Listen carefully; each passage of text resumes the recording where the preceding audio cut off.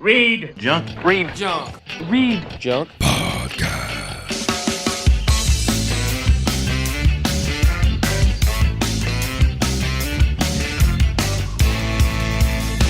ReadJunk Podcast with your host, my dad. Hey everybody, it's the ReadJunk Podcast. I'm your host, Brian Kremko.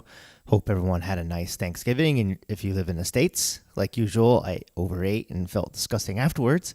After Thanksgiving was a Skanksgiving show down in Sayreville, New Jersey at Starland Ballroom.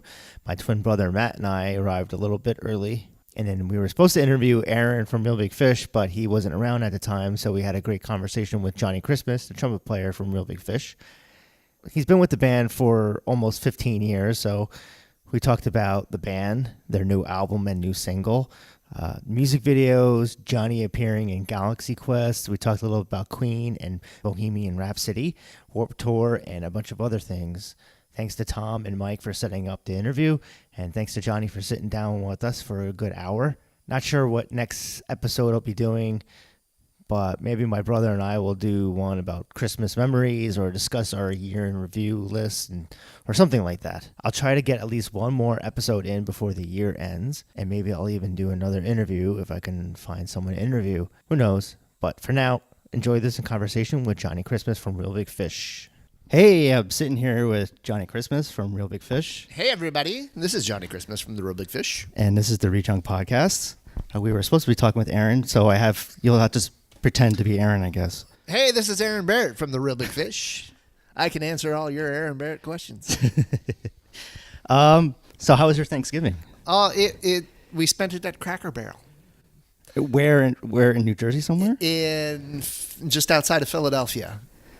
So we were in the UK, and we did a tour with Less Than Jake and Zebrahead and Suburban Legends. In England and Dublin? Right. So we did 3 weeks in the States before that with Ballyhoo, and then made it all the way to Philadelphia, and then flew to England and played for 3 weeks with Les and Jake, Zebrahead, and Suburban Legends. And now we're back picking up the same tour that we started out with, and we have another week of shows. So we had 2 days off in just outside of Philadelphia at a hotel. And the people that were left, myself, our tour manager, Tom Ames, our merchandise guy, also the trombone player for Suburban Legends, Brian Robertson, and Derek, our bass player, all went to Cracker Barrel and had Thanksgiving at Cracker Barrel. Well, I mean, they do have good breakfast, so. That they do. I loved me some of the apples, the cinnamon apples that they have, which I didn't have yesterday. I had pumpkin pie because that's what they have. I had pumpkin pie, but it was homemade, so. Oh, that was probably even better. Yes. It's made by real hands. That's gotta suck though, touring around the holidays and stuff, and not being able to hang out with family sometimes. I mean, I guess if you're not big into holidays, I guess it's all right. But it seems like it's right. So I've been in the band 15 years, and it's happened 3 times. It's happened 3 times that we've missed Thanksgiving. Oh, okay. Spent one in Pittsburgh. I'm sorry for it. I'm sorry for you spending time in Pittsburgh. Right. Then another one in Atlantic City. Oh, I mean, that's a little bit better. Right, and this one in Philadelphia. So it doesn't happen very often. So it seems to be always on the East Coast. You guys all the time playing in November, October. Right, somebody's got some mad plan against me going home for Thanksgiving. Maybe it's the guy that's not currently here is probably the one doing the touring itinerary, I guess. It has nothing to do with us. Nothing to do with us really? at all. I mean, so how did it work out with the tour where you had to go, you're doing one with Ballyhoo and We Are the Union, and then you have all of a sudden like, oh, we'll see you guys later. We're going to go to England and Europe and stuff. Right. So I bet you it was a thing of timing. I bet you the tour with Ballyhoo and We Are the Union was already in the books. Yeah. And then something happened, and we got this thing with Les and Jake. So I'm sure early on in the process, they went, oh, yep, we'll just take all these dates out and send you to England and then send you back. I mean, do you get to hang out in these cities at all when you go, or like you have a few days off? I know that we had a day off in Dublin, right? which was nice. Yeah. But we were at a truck stop at the port, and so the walking in town was about 3 miles, which I'm fine with. I enjoy doing those walks. Wow. So I got to walk around Dublin for a day, as far as my legs would take me, and then walk back later at night. Dublin's a pretty walkable city. Yeah. Yeah, it's not so bad. I stayed on the outskirts of it once. Yeah, when I was there, it was nice. Yeah. We had a day off in Philly on this tour, so I got to walk around Philly and Cheesesteak and right. Did I do any historic things? I think I was getting ready for the Rocky statue or the Eastern State Pen. Those are the only things I can really think of for Philadelphia. And those things are things that I haven't been to. So I've been to the Ben Franklin Museum. I've seen the Liberty Bell. And I was going to go to the Betsy Ross house this time, and I don't think I did. Oh. Well, you got some stuff to do next time when you're stuck in Philly. Right. There's always stuff to do. It just depends on if you go out and find it. Yeah. So you guys, it seems like every year you guys are touring with Les and Jake. What is that? What makes them such an ideal like touring band? Like, mate, you guys always like alternate co-headline and right. I mean, I guess you're just friends, right? But right. So they're a wonderful band. They have great songs, and we love to listen to them. We're all real big Les and Jake fans. And they're also sweet guys. They're like our brothers. And the crowd always likes us to tour together. If the people didn't come, we wouldn't do it. Yeah. Or maybe we would do it anyway. But since everybody really, really enjoys it, we love doing it. And we want to keep on doing it. It's a pleasure to be able to tour with your fans. You know, it's like a family. And every time we get to play with those guys and Zebrahead and Suburban Legends, but all those bands are really wonderful and we spend a lot of time with. So as much as we're gone away from our families, it's nice to come out and tour with people that we love. Yeah. And we sell out. That people like to see that show. Well, you guys are I guess they're similar in sounds too. So it kind of, you guys should just merge the bands. Right. Real Big Jake, Less Than Fish. Right. Well, and you guys, you tour with Goldfinger probably every other year. So it's always Les and Jake, and then it's like Goldfinger every. I've seen so many Real Big Fish Goldfinger shows too, and then even Ballyhoo now seems to be on the list a lot. Right, touring with our friends. It's just, I guess, Mojo Records, all the bands that from over the years, I guess, like Pilfers. Well, you guys hang out with Cooley when he comes in New York City. Right, we've done tours with the Pilfers. That's always a pleasure to have those guys out too. Yeah. They can't do it as much as they would like to. Yeah. Right. And tonight we're playing with the Pie Tasters, which is that's an extra special. Always a hoot. Always a hoot.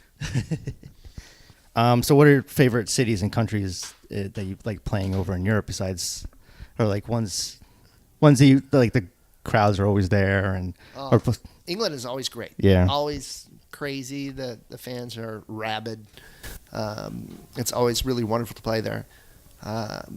Playing in South America, that everybody sings the horn lines louder than we can play them. So it's always fun to go down to Brazil or go to Colombia or Argentina or Chile. It seems like the ska scenes are definitely great in like the Latin countries and right. The horn band thing is part of the culture as well as it is in England. You know, there's so many brass bands that are still functioning in England. Every little town's got a brass band. So that's still really popular. But in South America, it's just crazy. Yeah. Is there any places that you've been or you haven't been that you would like to play? We haven't been to Africa yet. So we would love to, if it ever worked out, to go someplace in Africa. I'm sure they like ska, right? Right. So seeing that... you would just need like armed people with you on stage or like when you're traveling, I suppose. Right. There are some dangerous parts. Yeah. So that's probably one of the reasons that's kept us from going over there. And the other is just cost. To get there is so expensive. You have to have a tour or something. And if you can't put multiple dates down there, it just doesn't make financial sense to go someplace. I wonder where would be a logical place in Africa though, like maybe like South Africa, yeah. Right, Johannesburg. Yeah. Right. But I'm like, the northern ones I don't think would be probably be acceptable. It would be awesome. Real Big Fish. 6 nights in Libya. It's the bomb. Right. Well, right. Yeah, hello, Algeria. Right. Morocco, here we come. That would be awesome. I could live out my strange Kerouac-esque dreams and go to Morocco and live on hashish. No, I can do that. I am not. I'm not built that way. So changing gears, you guys just released a new single. Right. You Can't Have All of Me, and you did a music video for that. And your new album is going to be called Life Sucks, Let's Dance. Right. Coming out December 21st. 21st, I think. Cool. And is it independently released or is it on a label? Rockridge? Yeah. So we have a relationship with Rockridge Records, and they help do our distribution. Since everybody's getting away from compact Labels. discs and everything is just online, it gets to be less and less that they have to do. So we'll see what happens. Hopefully everybody will like it as much as we like it. The first single sounded great. You guys I think it was just today you posted something about that you guys, if you pre-order on iTunes, you get another single. I guess. Oh, great. Yeah. So I haven't seen yeah, that. I guess you haven't posted. By Aaron Barrett, which I am Aaron Barrett as well. Yeah. Johnny Christmas and the Aaron Barrett. And he does all the social media stuff, so he probably posted something.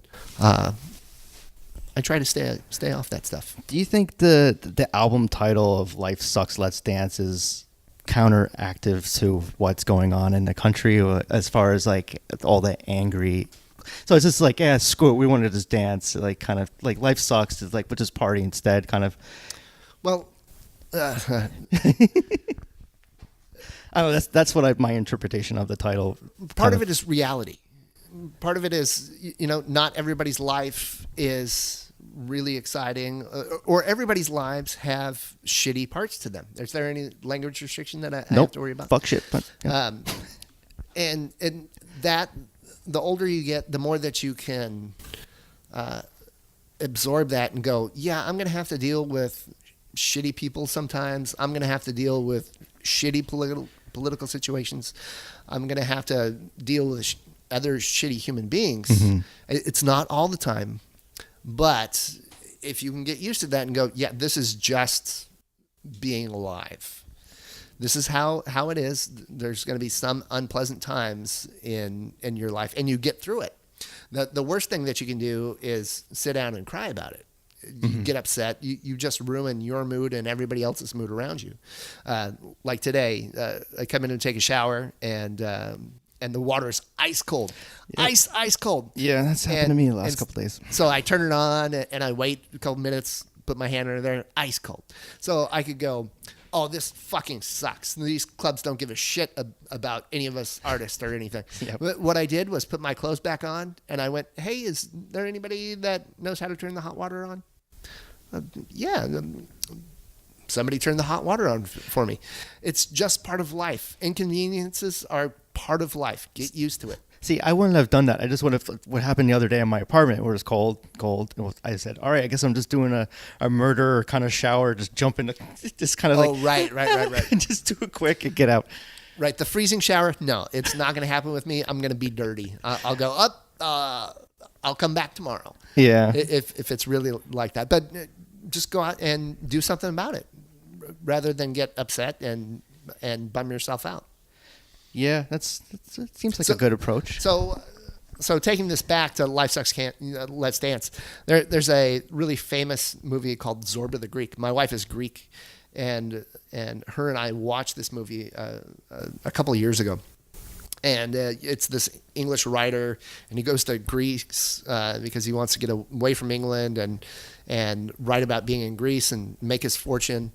And all these bad things happen to him. He falls in love with this girl. The town kills this woman because she is engaging with a foreigner, whether it was a sexual relationship or it's a romantic relationship. And the town murders this woman. And spoiler. Right. Spoiler alert. His business ventures fall through. He was trying to take these logs and harvest this lumber. His mill falls apart. And it's just one disaster after another. And he is friends with this guy, Zorba. And at the end of the movie, Zorba looks at him and he goes, well, this is the time that we dance. And you dance your troubles away. You dance because there is shitty things that happen every day to everyone, and it's better to make the best of it than to sit down and cry about it. So life sucks. Let's dance. That's a good. I remember this. I haven't seen the movie, but I know the song from. I think it was from Lock, Stock, and Two Smoking Barrels. They had that theme song for it. Right. That'd actually be a good one to cover for you guys to do. Right. All that Greek music is super shreddy guitar. Aaron would definitely love playing stuff like that. Do you have any guests on the new album? And Cooley's been on a few albums. I think the only special guest was our old drummer Ryland Steen. Okay. And he played some percussion on this instrumental song that we did called Walter's Theme. And so I think, if I can remember, he is the only special guest person on this record. Okay. And when did you guys record? In the beginning of the new year, I think? We started in January and finished up, it probably took 6 months to finish, and then all the mix, mastering, and editing and all that stuff that had to be done. Hi, Matt here, Brian's brother. I had a question regarding the. Now you mentioned everything these days is with the digital release. Right. Now, do you guys, with album releasing, is there a break in that monotony of what it used to be? Every 2 years, you would go out and tour and promote an album. You can maybe release something more quickly because it is just digital. You don't have to or you're not dealing with the major label where they're requiring such restrictions as far as go out and tour this thing for 2 years until you guys are falling over and can't handle it anymore and you want to record new stuff. Right. This is a kind of conversation that we all have together, whether it's better to put out a whole record or to put out songs. And Aaron still thinks that it's better to put out a whole record because people just wait until they can get the whole record. But it's kind of a different environment. I think it's better to put out a single and put out singles gradually and keep people's interests going. And it's just really easy to do.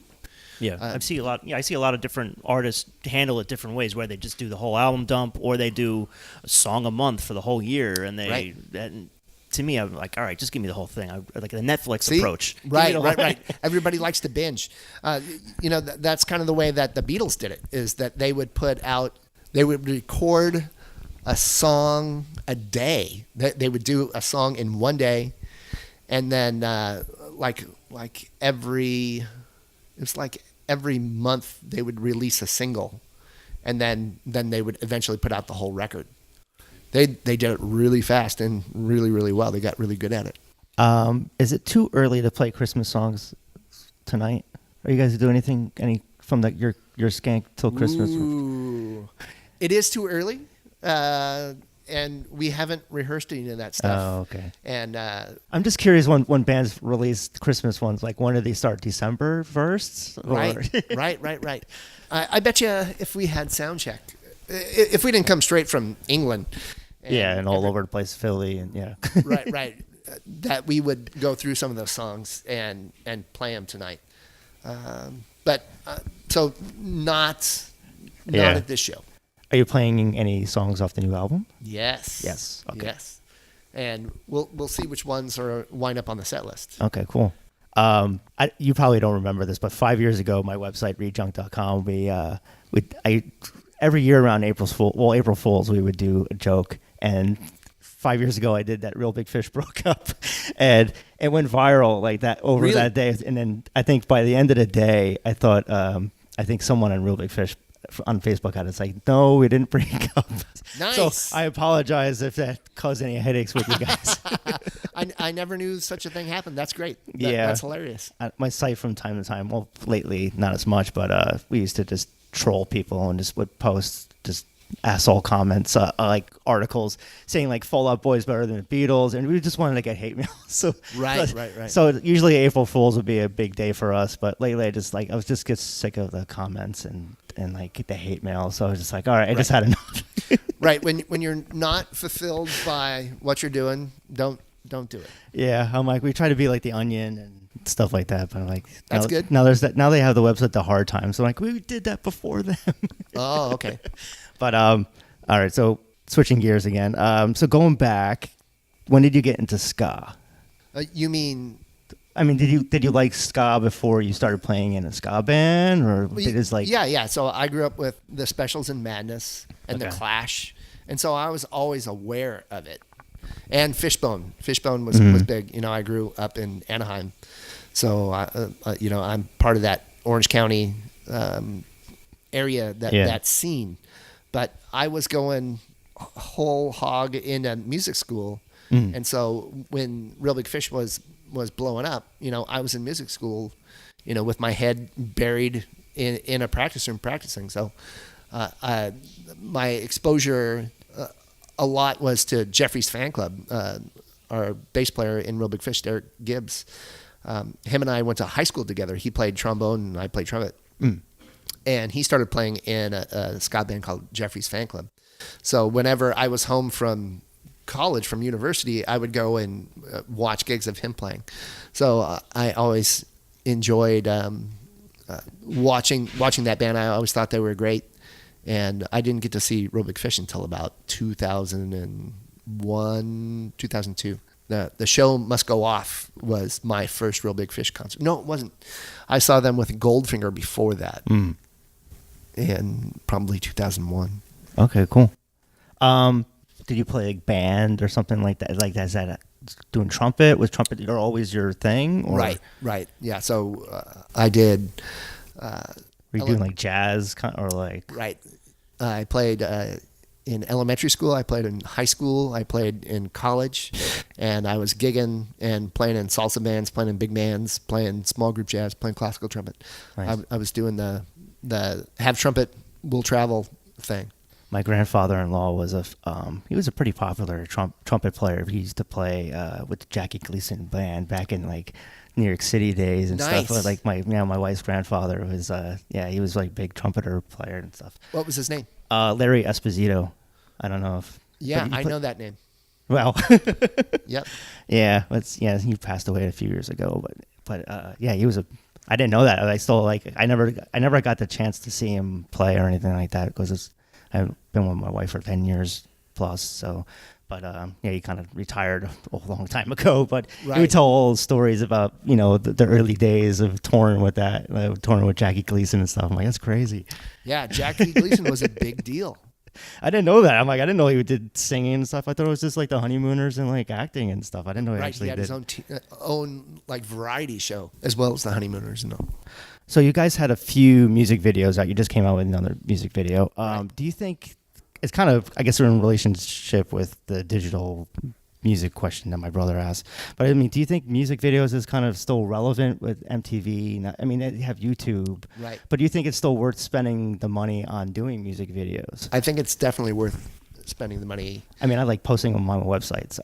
Right, because people love to see people that they enjoy doing things. Yeah. And granted, I'm sure there's a lot of live video footage of us playing, but the nature of what Real Big Fish's videos have been is they've always been entertaining. It hasn't just been us like an 80s Rat video of us playing it in some arena with fans blowing in our hair. But there have been Real Big Fish videos with fans blowing in our hair. It's taking a little jab at that whole genre of music that we're really big fans of. Yeah, I mean, ever since seeing Sell Out and Everything Sucks on 120 Minutes, seeing those music videos have just always been funny. I'm like, yeah, it's just, you guys always had that, I guess, background of kind of almost comedy in a way, but not being a comedy band. Right. Yeah. We definitely like to point the finger at ourselves and make you not take your life so seriously. Going back to that whole thing, life sucks, let's dance. Yeah. That's the problem with people is people that take their lives really seriously fuck everything up. They make the world terrible for everyone. Yeah. That's a good approach. You need to be able to laugh at yourself and laugh at your life. Go, this is fucking absurd. Oh, this is so crazy. Like you with your battery today. You could have cried. You could have pounded your fists. I did a little bit, but when the car dies and it's 15 degrees outside and you just want to get home and get it fixed, you just have to push on through and get through it. But I was going to bring up, speaking of sellout, do you guys find it ironic in a way that you guys kind of made a mock, kind of like a joke with the song Sellout, and Right. here you are 20-something years later, and you're one of the few ska bands like in the country still Right. around that were very popular. Right, There's a right. little bit of irony to it, but I just thought that was interesting. I was thinking about that. Absolutely.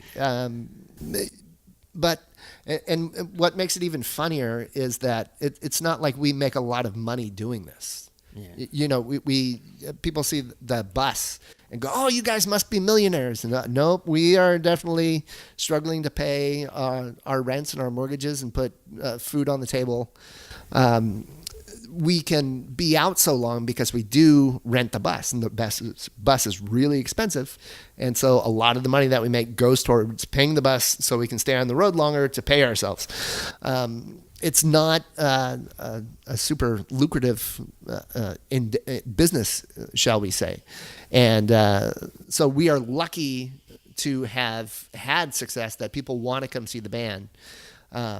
But if people knew the regular lives, we live regular lives like everybody else. Sure. It's not that glamorous, and people goes, "Oh, you guys are selling out. You're making a living playing music. Are you fucking kidding me?" That's what everyone wants to do. Right. Like, do I want to play in the National Hockey League or play in another sports league?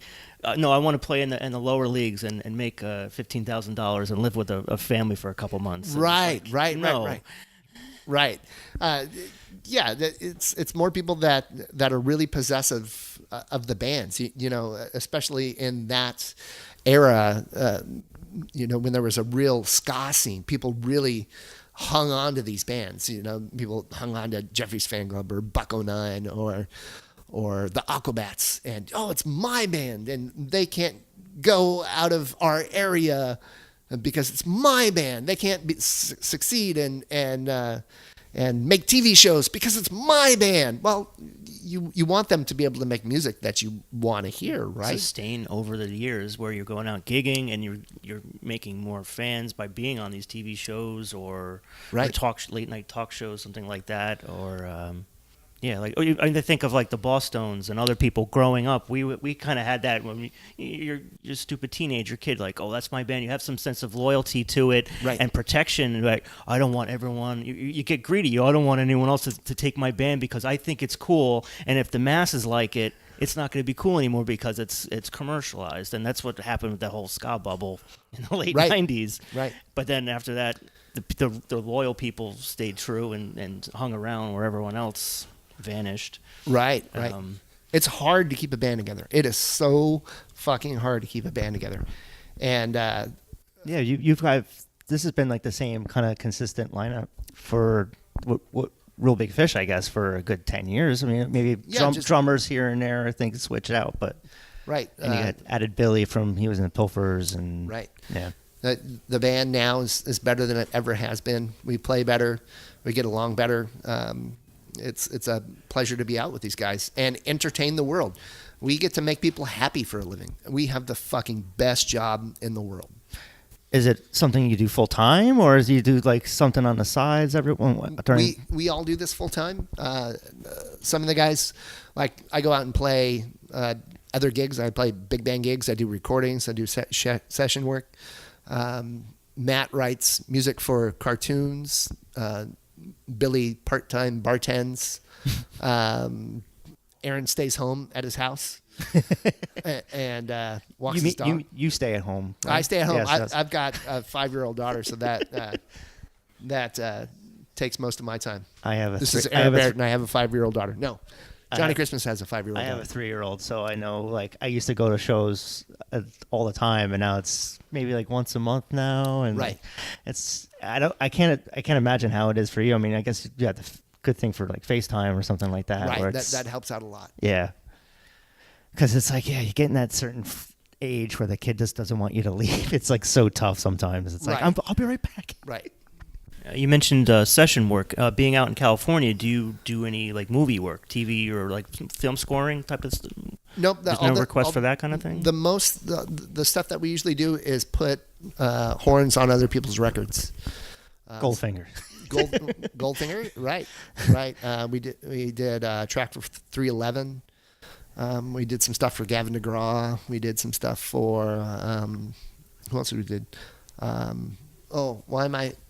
Pepper. We just put some horns on the new Pepper record. When's that coming out? I don't know. Oh. You got me. It will come out, but I don't know when. I think they just released one. I mean, it's probably be next year. Yeah. We recorded on 20 probably. Right. We put horns on Zebrahead's record. So, I mean, when did you join the band? So you said like 10, 15 years ago or something? 15 years ago. 15, wow, 2004. Okay. Right. It's going to be 15 years. And how was, like, did you have the audition for it, or did they just know you from somewhere else? Going back to Derek, I was home one day at my mom and dad's house, and Derek Gibbs, the bass player for Real Big Fish, knocks on my door, and he goes, "Hey, we got this band, and our trumpet player quit to become a Jehovah's Witness. He couldn't hang around us anymore, and we need a trumpet player for the gig on Friday." He's like, "You want to come and play?" I went, "Okay." Actually, he didn't even tell me that. He just said that, "Yeah, our trumpet player quit to become a Jehovah's Witness. You want to come to the rehearsal?" And I went, "Okay." And that was at Justin Ferreira's house, the former drummer of Jeffrey's Fan Club and Real Big Fish. And he lived around the corner from my mom and dad. And so I go, and it's this other band called the Forces of Evil that Aaron Barrett started when he thought that Real Big Fish was going to implode after Cheer Up came out. And so I started playing with that band. We rehearsed on Sunday. We played a gig on Friday. And then whenever Aaron was home from tour, we would go out and play weekend shows. And we did that for a few years. Then I started doing the business stuff for that band. I started making all the T-shirts. I helped produce the record, get the record printed up, and did all the accounting and all that stuff while Aaron was out on tour. And then it was probably 2003, their manager went, "Hey, we're starting to have problems with our trumpet player. Here's a stack of CDs. Go learn all these songs." So I went, "Okay," and I started it. And it was about a year after that they let Tyler Jones go and added me to the band. So how long does it take to learn all those songs, like of the catalog, pretty much, I guess? It takes a long time. It takes me months. Yeah. When Ed Smokey Beach got in the band, Ryland, our old drummer, got a call to play with America, to be the drummer for America, the classic rock band America. And you can do magic. Right. I've been listening to America lately. I don't know why. Sorry. Right, Sister Golden Hair and, yes. and Ventura Highway. And I think Ed had less than a week to learn the set. And Ed's first show was in front of 60,000 people. Holy shit. And he did a great job. Wow. But yeah, it's hard. It's really hard. It takes a lot of time, especially for me to remember it all. To fake it every once in a while, like just kind of fake it till you make it. Even especially in the beginning. Nope. Shane McGowan, that's something I cannot do. Like even playing with other bands. Like we played on this last tour, we played with the horns, Billy, Matt, and I. We played with Zebrahead, and we played with Les and Jake, and then we played with Real Big Fish. And in the past, if there's not enough time to learn a song, like I won't do it. I won't go out there and compromise my performance just to be out there. It's just not my character. Yeah. It stresses me out. The Warped Tour just ended this summer, so you guys pretty much did that. It seemed like you guys were on it every year at some point, some capacity, I guess. We did it quite a few years. I think we did 8 of them. Wow. It seemed like every year there was Real Big Fish was there. So I mean, do you think it will continue in some form, like just maybe like a weekend festival kind of thing? Right. Or? I bet you they'll definitely do standalone festivals. They may not be called the Warped Tour, but it'll still be put on by Kevin Lyman. Yeah. I bet you they'll do a cruise every year. I bet you every year they're gonna start doing a Warped Tour cruise. Were you guys just on that one? Yep, we did the first Warped Tour cruise. When was that? Was it over the summertime? Last March. Oh, okay. As Tom's shaking his head. Right. He's the guy that knows all the dates. I forget all of them. How is it playing on one of those rock boat cruise things? Like, It's great. Yeah. It's a lot of fun. You get to watch all the bands. You get to, as Billy, our trombone player, says, you get to eat soft serve ice cream 24 hours a day if you wanted to. I took my daughter out on the 311 cruise when we did the 311 cruise. Right. And she would go to the buffet and just get piles of bacon. Oh my gosh. Just fill her plate up with bacon and go back and eat it. And then have soft serve ice cream at the end. Mix those two together and have bacon ice cream. Right. It's like the maple bacon bar from Voodoo Donut. Oh, I haven't been to Voodoo Donut. You get to hang out with people, or you can stay in your room if you want. We did a thing called Dirty Bingo, which was a lot of fun, and all of us up there making everybody laugh, telling dirty jokes the whole time. It's a great time. Yeah, I don't know. Just something about being on the boat. If maybe I would get used to it after a while, because I was at about a month or two ago. We saw Goldfinger on the Rock off cruise thing, and then Billy and Matt were there. Right. And it's like you don't. And when the boat is idle, you're just kind of like, ooh. But then once it moves, you don't even realize it's moving and stuff, because the band's playing too. But that was crazy. It was like I was shooting pictures and stuff like that, and John comes over and he like lands right on me. Right. So it's like it reminded me of like it was one of my most favorite shows of the year, because it reminded me of like the basement shows. Right. Where it's like this low ceiling, and then I think the next show after that, the ceiling got destroyed by like I think Every Time We Die or whatever band that is, but yeah, something about like those boat shows, I feel like, and then the next day, like 24 hours later, I was like going to the bathroom, and all of a sudden it started getting wobbly, and I'm like, what? I'm like, was there an earthquake? It's like, no. I'm like, right, you're on a ship. Yeah, and my sea legs. Yeah, when we did the 311 cruise, we experienced some rough seas, and it was making a few people sick. Tom, our tour manager / front of house guy, was puking while we were doing our show. No patches? Oh, nah, right. None of it was helping. And we were up in the front of the boat playing in the theater, and we're experiencing the rough seas. You're right up there in the hull of the ship, and so you can hear the waves crash on the hull of the ship. Oh. It was epic. You go outside and you look and you go, oh my gosh, there's big waves going, and trying to play on that is rather difficult. You are just trying to stand is hard, but trying to play a musical instrument, especially a brass or a woodwind instrument, is next to impossible. So we did the best that we could and got through it, and still had a good time. Do you guys like playing like the big festivals, like Back to the Beach you guys played back in the spring, and then I'm sure you guys played tour like festivals over in Europe all the time. Like, do you prefer playing like those giant festivals, or like the more what you're doing now, like smaller club kind of stuff? Each has its own charms. Yeah. Sometimes playing, one of my most memorable shows was playing in this place called Christiana in Denmark, and the club held maybe 150 people, and the stage was about 6 inches high, and it was 100 degrees in there, but they just went crazy, and we didn't get hurt, which is rare when you have people, when they're crowd surfing and there's no barricade and the stage is not high. A lot of time microphones get knocked over. Nothing got knocked over. It was electric. It was so much fun. We're in this strange place that is its own country within Denmark. Wow. Okay. And it was a great time. But then again, playing Sonosphere with Metallica, I got to watch Metallica from the soundboard. That's awesome. It was like one of the awesome, a band that I'd wanted to see all of my life. I got to watch them from the soundboard, and I'm just like weeping. Oh, that's the greatest thing ever. We all have those kind of bands where we can just immediately, it turns on the waterworks. It's just nostalgia. Right. It hits you and you just can't hold it back. And Right. you're like, why am I crying? I'm a grown man at a concert. Right. Billy, our trombone player, is a huge Blink-182 fan, and that whole thing is missed by me.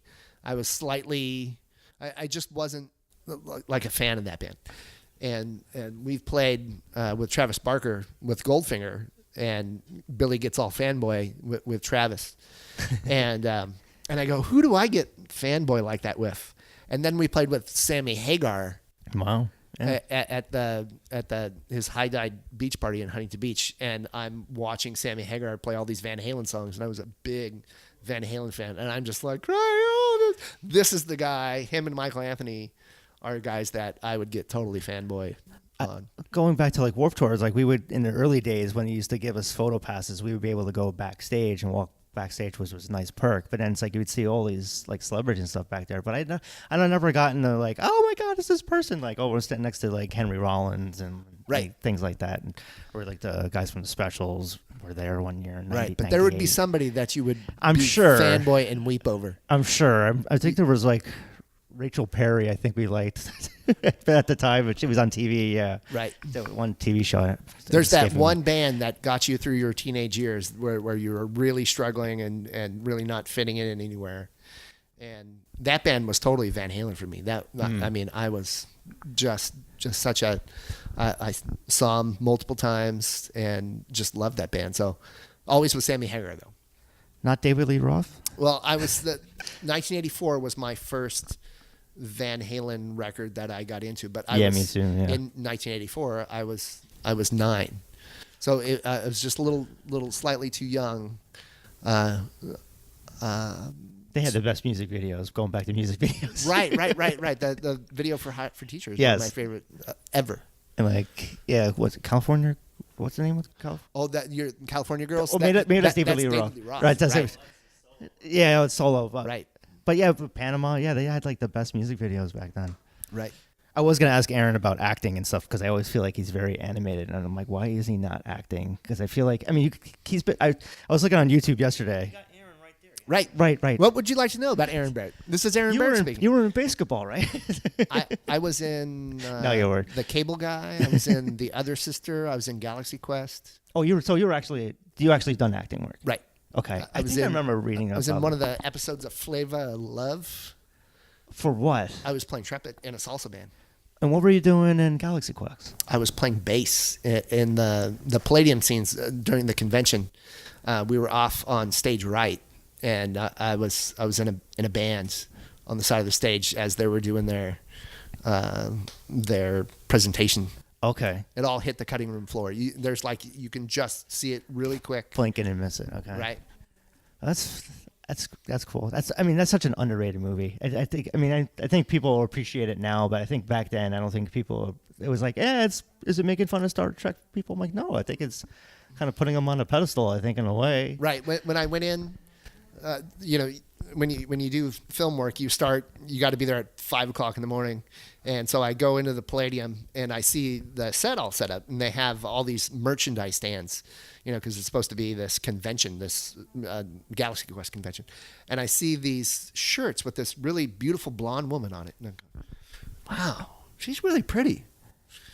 And that's as far as it went. And then I'm up there on the side of the stage, and we are playing in between takes. And I'm not a bass player, and I'm a very poor guitar player. And so I'm playing bass, and we're like playing blueses and stuff, and I'm going like, oh, okay, I can kind of figure this out. And after each take, this blonde woman was coming up to us and talking to us. And I went, oh, she's the lady on the T-shirt. And she's gradually talking to us about hanging out with John Travolta. And in between each of these takes, she's coming over and talking to the band. And I go, wow, she's really, really nice. John Travolta, this woman. And I'm looking at her really close, and I went, holy shit, that's Sigourney Weaver. Oh, my God. And it took me hours to figure this out. But she was the sweetest, nicest woman. She should do blonde more often. She looked gorgeous in that movie. Right. Oh, just such a nice lady. And none of the other actors talked to us. Oh. Yeah, unfortunately, I can't imagine Alan Rickman being very sociable with other people. I'm sure that was actually what Alan Rickman was probably like. Right. I know how it is when you're working. I get it. Yeah. But I was looking up on YouTube, looking for see if Real Big Fish has been on any talk shows. It was like Donnie and Marie, and then there was like Andrew Dice Clay. There was like a sitcom, and but like I'm surprised you guys haven't been on Aquabat Super Show. Like it was only 2 seasons, but I figured we did the other kids show. Yo Gabba Gabba. Yeah, we did one of the live shows for Yo Gabba Gabba out in Utah. And yeah, you never know what's going to happen. You should hit them up since they're going to be making more episodes. Right. Matt, our saxophone player, and I played with the Aquabats when they did their Cure show. So they all dressed up like Robert Smith. Oh, really? That's awesome. And played Cure songs.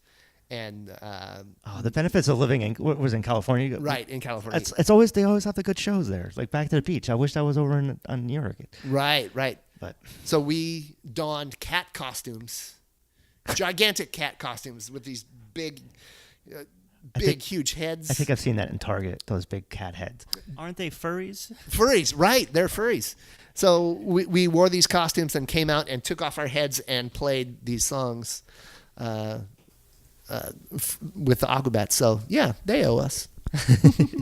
But it's like Jimmy Kimmel Live too. I think it would be a good, especially with the new album coming out. You guys should have a Dickie and try to get on there. Right. You never know what's going to happen.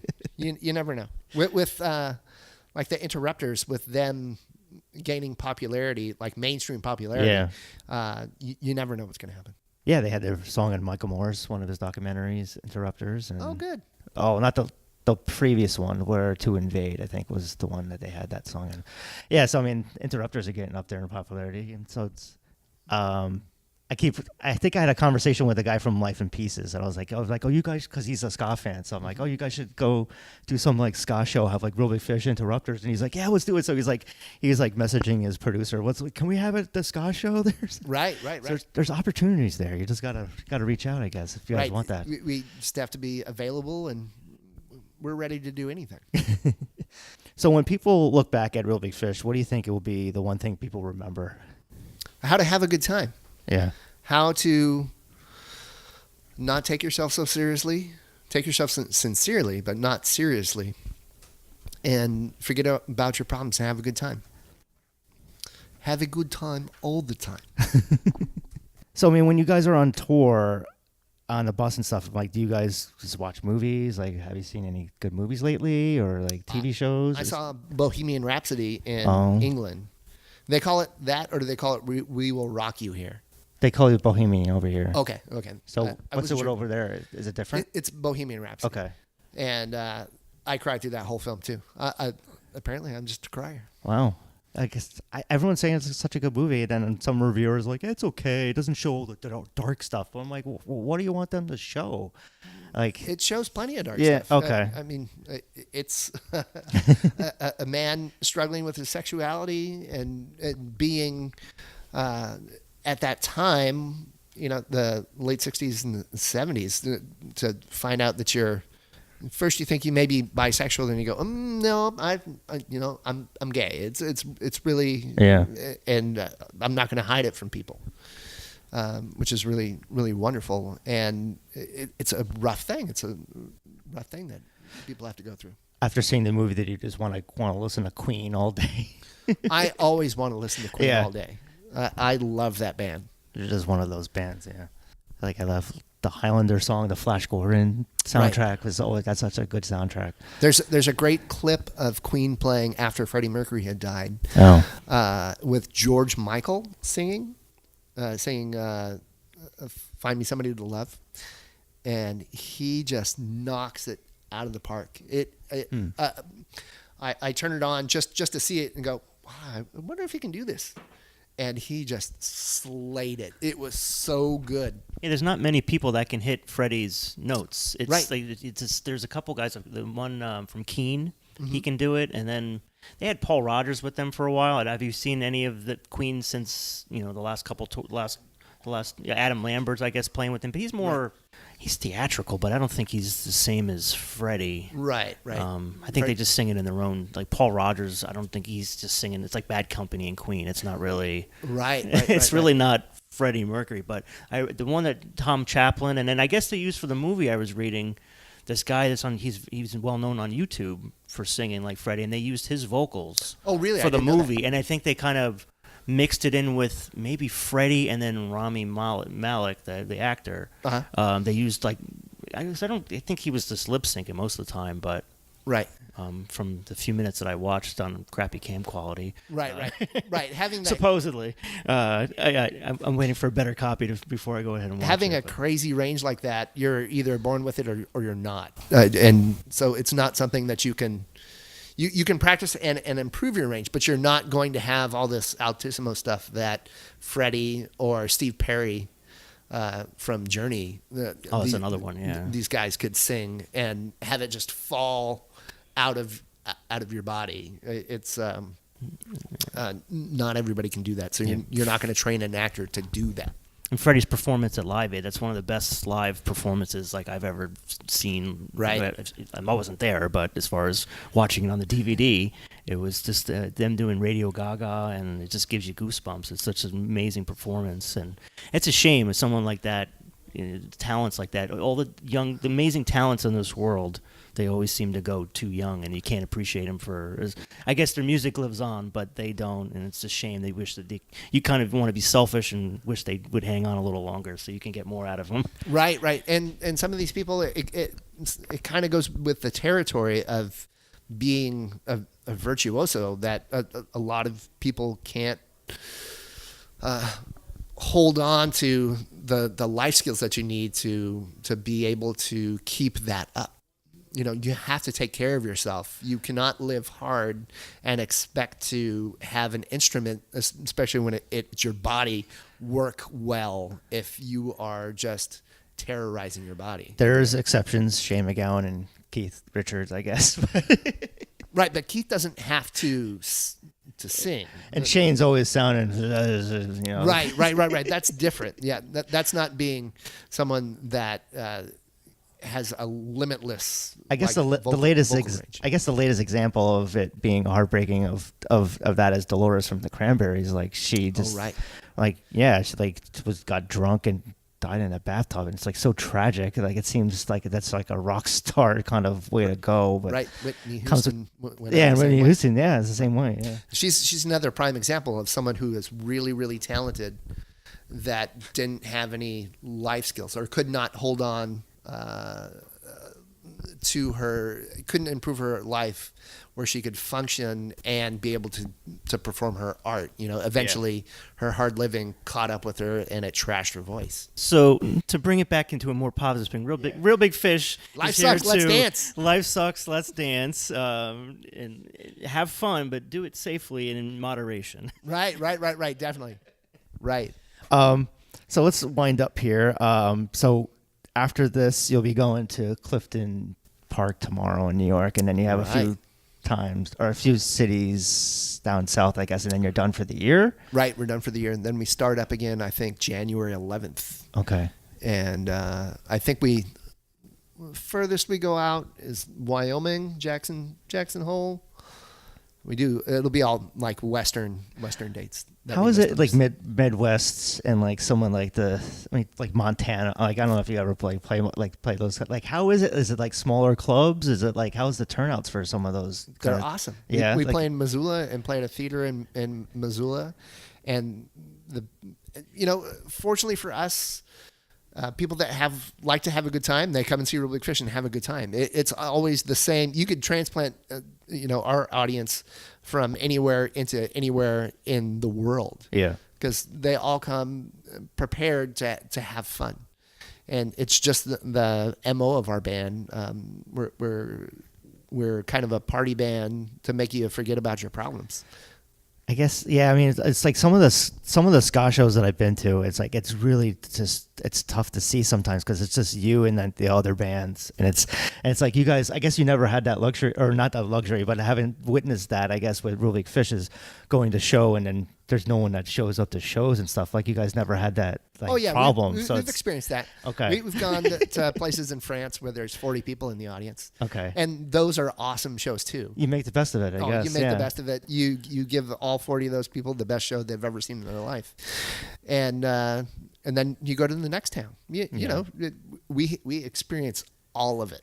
All of it. Have you ever experienced anything like bad like that, like in like South America or like over in Europe, like anything like where you needed to cancel the show because of something was going on in the town, or like, I don't know.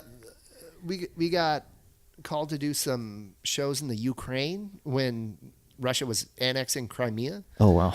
And we decided not to go to the Ukraine, and Zebrahead went in our place. Yeah. And they said it was a great time. They said it was absolutely amazing. Like, yeah, we'll take your word for it. Right.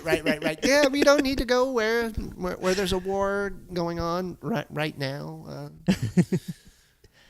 Do you think Real Big Fish will just do like a 180 on people and just do like a political album? No, definitely not. And the reason why is because we know that we're that release from all the shitty things that you have to do in your day. Yeah. And one of the shittiest things you can do is turn on the news right now. Yep. Or stare at your phone. Don't stare at your phone. It's not going to make you happy. No. People are people are going to find this out, that the less you stare at your phone, the happier you're going to be. And these little devices that we carry around with us, we're in for a big reckoning. What do you speaking of devices, how do you feel about people bringing the cell phones and shows and stuff? Do you think you'll eventually go the route of using those little pouches to make everyone not? No. Yeah, I mean, it's No, like some bands not. do it, and it's like, Nope. I'm in a mindset of like take a picture or two and then put your phone down kind of thing. Right. If being up there on the stage and seeing people, you'll see people take a picture or take a video, and then you'll see them go into their phone and post this. And this is an argument that my wife and I have. Like, she'll take pictures, and then she'll go back and look at all those pictures. Wait, didn't you just take this picture? Weren't you just there? Yeah. Do you need to go back and look at it right now? Yeah, that's like the George Carlin bit from years ago. Yeah, he's like, Polaroid is like, you just took the fucking thing. Right. Years ago, we had to make an oil painting. Right. And people are missing out on more and more of life to be inside a world that is not real life. And people need to learn, and I'm doing it too, how to use your device wisely. Yeah. And not let it control your life, because the devices are designed to control your life. You have very smart people that want you staring at the phone all day long. We're turning into the people in WALL-E, the big fat people. Have you ever seen WALL-E, the Pixar movie? Yeah, right. So that's what it's turning into. It's right. Like Facebook, it's like, all right, put it down, to exit out, try not to go on it so much. It's like, who cares? I use it as like a news feed, but at that time it's still kind of toxic even with that too. It's like, then you get pissed off. Yeah. So, and you're getting things sent to you because of target marketing. Right. Yeah. And things that you like, and it's not necessarily the truth. You'll be sent news stories because of these news stories that you clicked on in your past feed. And so you wind up getting the same thing over and over and over and over and over. And it doesn't give you any perspective on what's actually going on in the world. Yeah. So life sucks. Let's dance. I think that's a good way to end it. Right. It's great. Have a great show. Thanks for doing this. Yeah, well, we'll see you out there. Come to a show. Check out the record. It's available on December 21st. I can't wait. Watch Zorba The Greek, and then you'll realize what Life Sucks, Let's Dance means. I think I'm going to have to go watch that now. I own like 1,000 movies, but it's not one I own. But. Right. It's that area where they filmed that movie is where my wife is from. Oh, nice. She's from Kalamata, and I believe that movie was filmed in Stupa in Greece, which is on that same peninsula down there in Messenia. Cool. But all right, sounds good. I think we'll end it right now. Until next time. This is Johnny Christmas, Aaron Barrett from the Real Big Fish, Johnny Barrett Christmas from the Real Big Fish. Is your name really Christmas? It's Christian Son. Oh, right, Christian son. Okay. But that's hard to say. Yeah. Well, yeah, it sticks. Johnny Christmas. Right. And when I got in the band, everybody was so unhappy. And this was what I had always wanted to do my whole life, is travel the world and play music that people love and that I love. And I was, going around and cheering guys up. And they hadn't experienced that, and so they started to say, "Hey, every day that you're around, it's kind of like Christmas." And then they started calling me Christmas, and it's been 15 years later. Still got the name. Hey, it works. Right, I'll take it. That's a good stage name. Right. Mine's like Brian. It's like Brian. Well, people call me Byran sometimes. Byran. Byran because I'm Bryan, so people spell it wrong. Byran, yes. You are Mediterranean. Yes. Byran. But okay, I think we'll leave you alone now. Awesome. Thanks, Okay. guys. All right, thank you.